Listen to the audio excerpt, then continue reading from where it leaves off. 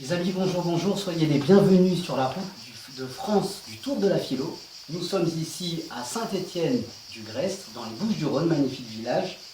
Et nous sommes accueillis chez nos amis Rémi et François, et son épouse Agnès. Merci pour votre accueil. Et aujourd'hui, je voulais discuter avec vous sur un magnifique thème qui nous est cher, puisqu'il nous est fondamental, à savoir l'agriculture. Et je reprendrai cette très belle phrase de Michel Serres, le philosophe Michel Serres, qui parlait des agriculteurs comme du père nourricier de l'humanité. Le père nourricier de l'humanité. Alors tout d'abord, je voudrais simplement vous demander de vous présenter très brièvement, et puis de nous introduire à votre si beau et aussi si difficile métier qui est d'être agriculteur. Rémi, si vous voulez. Rémi, mon prénom. Je suis agriculteur depuis 45 ans et je suis un petit peu en bout de course parce que je commence à être bien vieux. Et ça explique que je n'ai pas la réussite qu'on peut espérer pour ces dernières années. Le métier était beaucoup plus facile quand j'ai commencé. Et là, je me souviens qu'il y a une quinzaine d'années, je disais mais c'est bien qu'on ne gagne pas trop parce que comme ça on s'entend bien, on ne va pas jalouser les terres d'autres personnes. Et heureusement, beaucoup ont oublié que j'avais dit ça parce que ceux qui s'en souviennent me disent mais tu as été beaucoup trop écouté et donc on gagne vraiment très peu avec l'activité que j'ai, puisque je fais des cultures plus classiques comme des céréales et des tomates de conserve. D'accord. Nous reparlerons après de ça dans quelques instants. François, si vous pouvez vous présenter. Alors, moi, je suis étudiant en école d'agriculture à Angers, donc en 5e année pour la formation ingénieur. Et donc je vais bientôt terminer mon cursus là-bas pour ensuite travailler dans la production de fruits et légumes. Oui, d'où vous est venue cette vocation? Je vous la poserai cette question après, Rémi, mais d'où vous est venue cette vocation finalement de faire le même métier que votre papa? Eh bien, c'est vrai que j'étais très intéressé par le potager dès mon plus jeune âge. Et puis petit à petit, j'avais plusieurs idées de métier. Et ça a changé tout au long de ma scolarité, mais il y avait toujours cette idée qui revenait à n'importe quel moment de la scolarité. Donc après, il a fallu faire le choix de ces études, et ça me plaisait bien comme étude. La biologie, les sciences de la terre, toutes ces choses-là me plaisaient vraiment bien.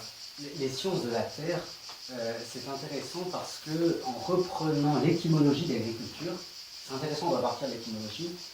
Agriculture a deux mots, dans le mot agriculture, il y a deux mots latins, à la fois ager qui est le champ, le fond de terre, et culture qui est en latin cultura, dérivé du verbe colorer, qui veut dire cultiver. Donc en fait, l'agriculteur, c'est celui qui cultive la terre, le fond de la terre. Et vous parliez de la science de la terre. Rémi, cultiver la terre, cultiver le fond de la terre. En fait, quel est l'objectif de cultiver la terre? Oui, c'est faire pousser des végétaux, mais c'est vrai qu'il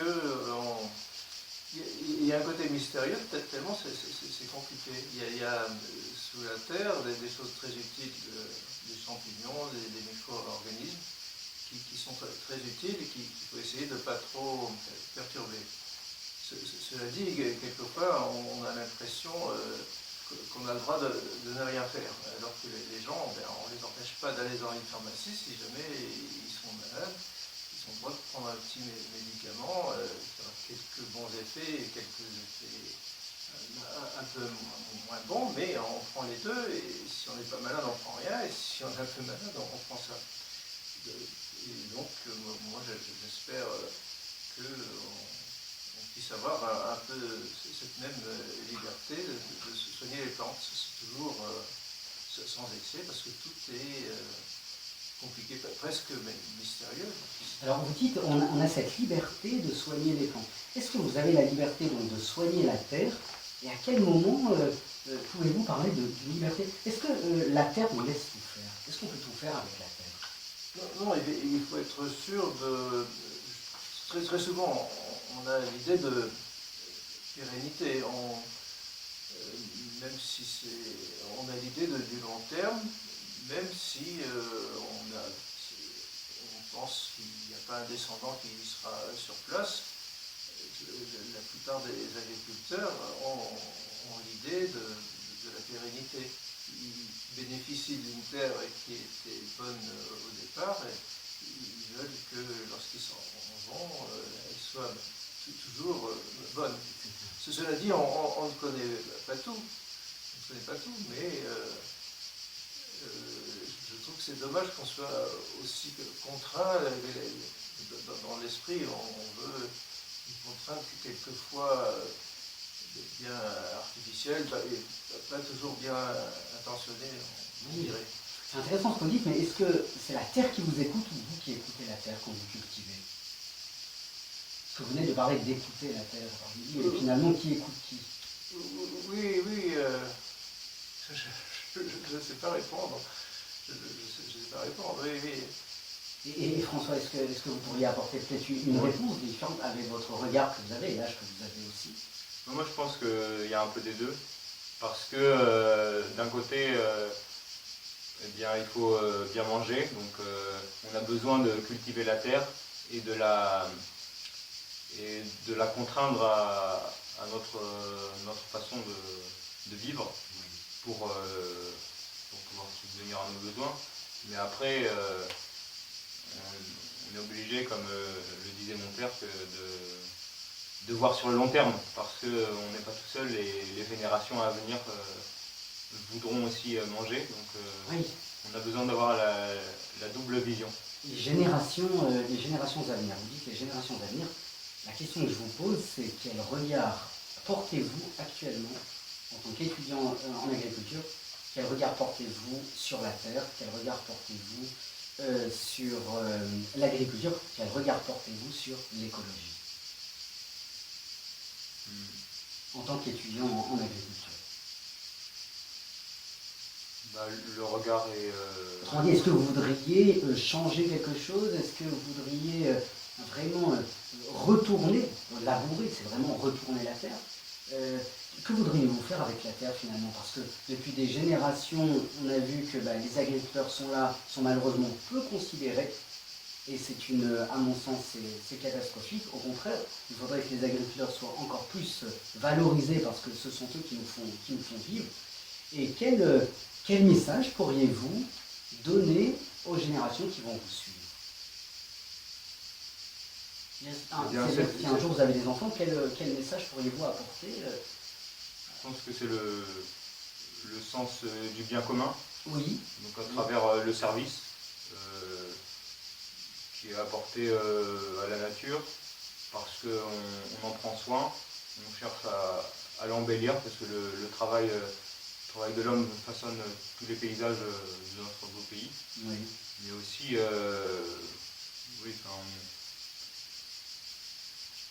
on doit en prendre soin, parce qu'il y a une notion d'harmonie avec la nature qui nécessite d'avoir une vision équilibrée. Oui, c'est intéressant. Je voudrais citer un philosophe grec, Xénophon, qui est du IVe siècle avant Jésus-Christ. Voilà ce qu'il dit. Il a écrit un traité d'agronomie. Et voilà ce qu'il dit dans son traité. Il faut adopter de bonnes pratiques qui ne servent pas au plaisir des dieux, mais à améliorer directement l'efficacité de leur travail. Autrement dit, et ça rejoint Xénophon, IVe siècle avant Jésus-Christ, Xénophon dit que finalement l'agriculteur, c'est celui qui doit être en harmonie avec la terre, en harmonie avec les dieux de l'Antiquité. Rémi, dans votre travail, est-ce que vous vous sentez en harmonie avec la terre? Oui, bien que de temps en temps, il faille se poser des questions. Si on est trop sûr de soi, comme la matière est compliquée, c'est trop sûr de soi, on risque de se tromper. Justement, vous disiez tout à l'heure qu'on labourait, et ça rejoint une phrase de Misra qui disait il y aura toujours du progrès, mais on sera toujours obligé de bouléguer la terre. Et maintenant, on se rend compte que sans labourer, mais pas forcément en travaillant moins en général, on peut avoir de très bons résultats et on respecterait même mieux la terre sans la labourer et sans travailler profondément, en imitant ce que fait une forêt ou ce que fait une prairie. Mais enfin, c'est pas non plus de rien faire, il faut être sûr de ne pas passer, il y a des choses compliquées mais intéressantes. Vous êtes, tout à l'heure, vous disiez que vous étiez, je dirais, spécialiste des tomates. Vous avez différentes tomates. Oui. Pouvez-vous les présenter, les tomates que vous cultivez? Oui, alors ce sont des tomates de conserve, donc c'est moins difficile à faire que les tomates habituelles qu'on voit sur le marché, parce que c'est très mécanisé. C'est-à-dire? Eh bien, il y a des plantations avec des machines assez sophistiquées et automatiques, et ensuite, vers la fin, pour la récolte, c'est également une machine qui prend la plante entière et qui trie les tomates suivant leur couleur. Et on met ça dans des bennes, les camions apportent la récolte dans une conserverie. Oui. Et tout ça, c'est beaucoup plus facile que le vrai maraîchage. C'est pour ça aussi que c'est moins rémunérateur en général. Bien que ça présente quand même des risques, il ne faut pas avoir de trop grosses pluies ou de grêle. Donc vous faites les tomates en conserve, mais pas pour le maraîchage. Enfin, Oui, d'accord. C'est ça. Et à quel endroit peut-on les trouver, vos tomates? Alors là, les dernières années, c'était une conserverie à Monteux, chez Louis Martin. D'accord. Autrement, il y a d'autres conserveries plus proches et plus grandes encore sur Tarascon depuis une dizaine d'années.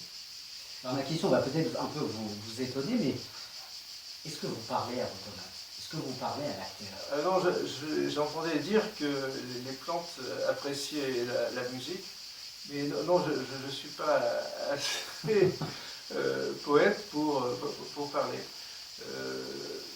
Non, c'est sûrement une très bonne idée, mais je n'ai jamais pensé à le faire. Vous vous en rappellerez. Et François, avec le travail qu'a votre papa, quel regard avez-vous sur la production? Est-ce que vous voudriez, vous aussi un jour, poursuivre la production de tomates, ou vous voudriez élargir peut-être dans d'autres horizons agricoles? Ah oui, ça m'intéresse beaucoup de voir toutes les possibilités qui existent dans la production agricole. Et oui, donc ici on est dans une plaine qui est très maraîchère. Et en fait, plus on va vers le sud, plus il y a des céréales, avec le riz qui est en Camargue, donc plus au sud. Et vers ici, plus de légumes pour le marché frais. Alors par rapport à votre question, aujourd'hui je pense que l'agriculture, mais comme beaucoup de sujets, sont des moteurs de polémique. C'est-à-dire que à travers les informations qu'on peut écouter, eh bien, les journalistes par exemple, ou des personnes qui ont des avis vont vouloir chercher ce qui ne va pas dans notre modèle pour remettre en question le modèle qui est très multiple de l'agriculture, en France notamment et dans le monde aussi. Et donc ça, je pense que ça peut être constructif parfois, mais souvent ça ne l'est pas assez. C'est-à-dire constructif dans quel sens? Dans le sens où on peut améliorer certaines pratiques, mais qu'aujourd'hui on a plutôt l'impression que que c'est dénigrer l'agriculture qui est en place. Parce que comme l'agriculture fonctionne au rythme de la nature, on ne peut pas penser à un changement brutal de la façon dont on travaille. C'est la raison pour laquelle je pense que c'est intéressant de se poser des questions, mais on ne peut pas faire la révolution. Oui. Et avec votre regard d'étudiant, est-ce que encore actuellement le travail, la profession, comme disait ce philosophe Michel Serres, donc qui nous a quittés en 2019, il disait qu'aucun professionnel n'est comparable à l'agriculteur. On ne peut pas comparer un agriculteur avec un autre métier. Parce que l'agriculteur, c'est vraiment, pour Michel Serres, un travail à part entière qui est fondamental.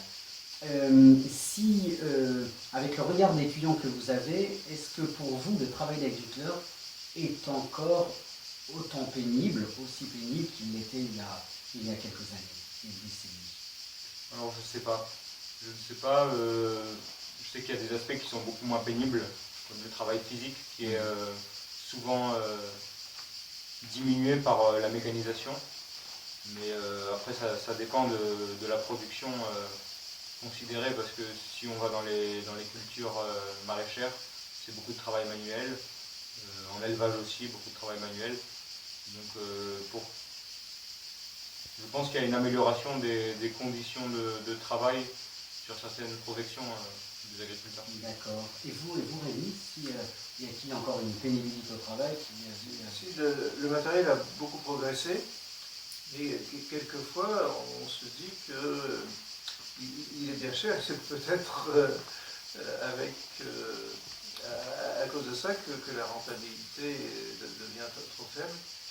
Le bon équilibre est peut-être difficile à trouver. Oui, mais alors peut-être une dernière question. Autrement, c'est beaucoup plus simple, beaucoup moins pénible en général. Après, c'est peut-être pénible dans sa tête parce qu'on a plus de soucis. C'est ça. Mais physiquement, c'est plus facile.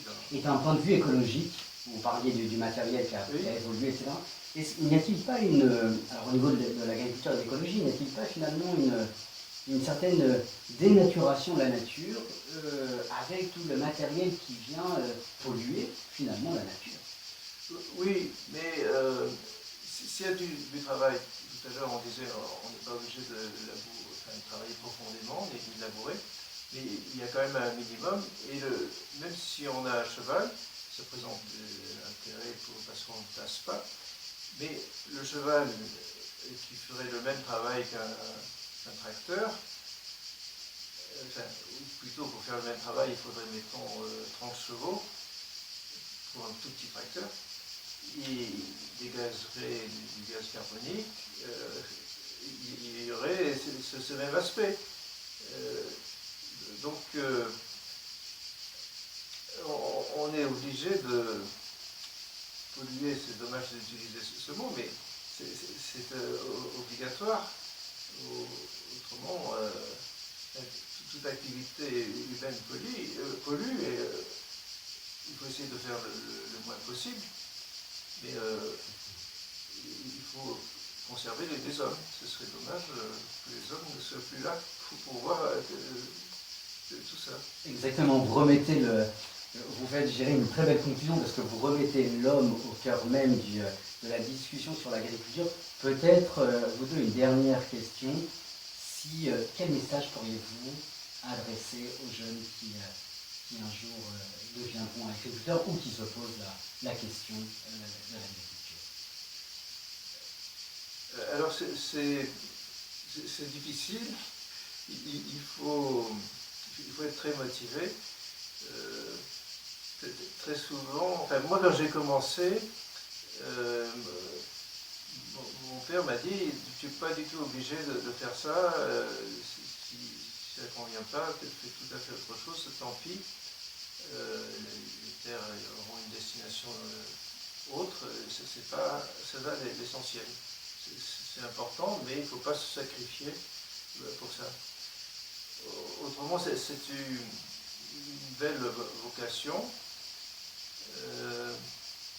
C'est dommage qu'on n'ait pas l'esprit aussi libre qu'on avait avant, qu'on imagine peut-être, on idéalise peut-être un peu, mais on pensait qu'avant c'était très serein et pénible, par contre physiquement.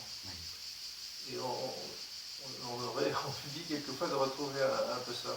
Donc vous pensez qu'on perd un peu ce qu'on avait auparavant, enfin, Oui, la mais motivation. après, on ne peut pas faire une machine arrière vraiment.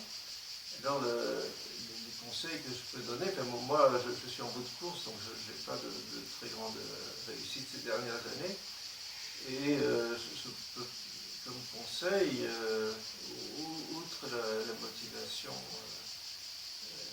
totale qu'il faut avoir, il faut beaucoup de courage. Par contre, je pense que cette idée d'agribashing doit normalement s'estomper. C'est pas le bon sens. Il faut avoir un esprit critique, mais il ne faut pas critiquer de manière automatique.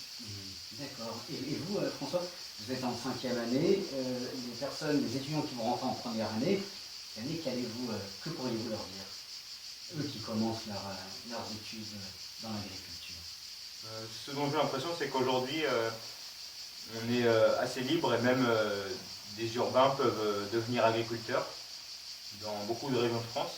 Et ça, je pense que c'est très intéressant parce que ça permet de recréer ce lien qu'on a perdu entre l'agriculture et la ville, en fait, parce que on a souvent l'impression que la ville va dans un sens et l'agriculture va dans un autre, alors qu'auparavant, notre pays était composé de beaucoup de citoyens agriculteurs.